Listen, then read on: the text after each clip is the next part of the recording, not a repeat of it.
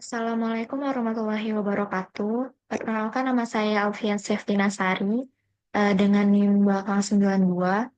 Jadi pada video kali ini saya akan membuat video untuk tugas mata kuliah perancangan dan analisa algoritma.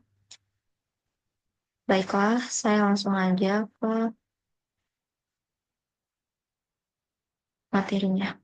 Jadi yang pertama itu ada strategi Dynamic Programming atau DP. Nah, Dynamic Programming ini itu adalah salah satu teknik pemrograman yang digunakan untuk memecahkan masalah yang kompleks dengan membaginya menjadi submasalah yang lebih kecil. Tujuannya itu adalah untuk menghindari perhitungan berulang dengan menyimpan hasil dari submasalah yang sudah diselesaikan. Kemudian, dynamic programming ini penting karena bisa mengoptimalkan solusi dari masalah yang berulang dengan memanfaatkan hasil dari perhitungan sebelumnya. Nah, teknik ini tuh sangat berguna dalam berbagai aplikasi seperti optimasi, perhitungan probabilitas, dan lainnya.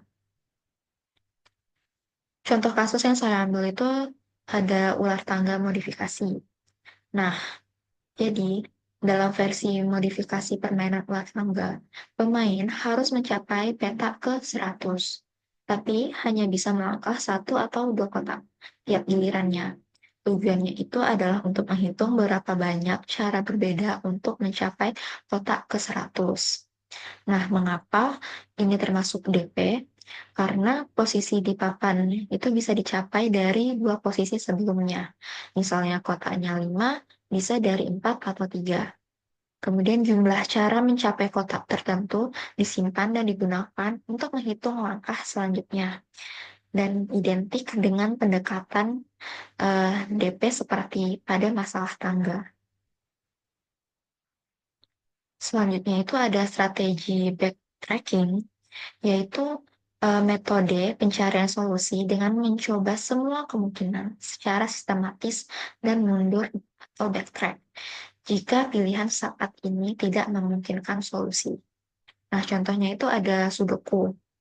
Jadi, pemain ini harus mengisi angka 1 sampai 9 dalam grid 9 kali 9 tanpa mengulang angka pada baris, kolom, atau kotak 3 kali 3 itu.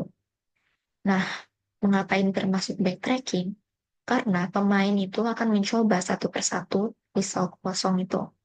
Nah, jika di tengah jalan ada kombinasi yang tidak valid atau angkanya duplikat, maka pemain akan mundur atau backtrack dan mencoba angka lain.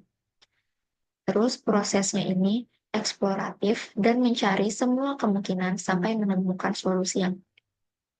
Selanjutnya itu ada strategi prune search.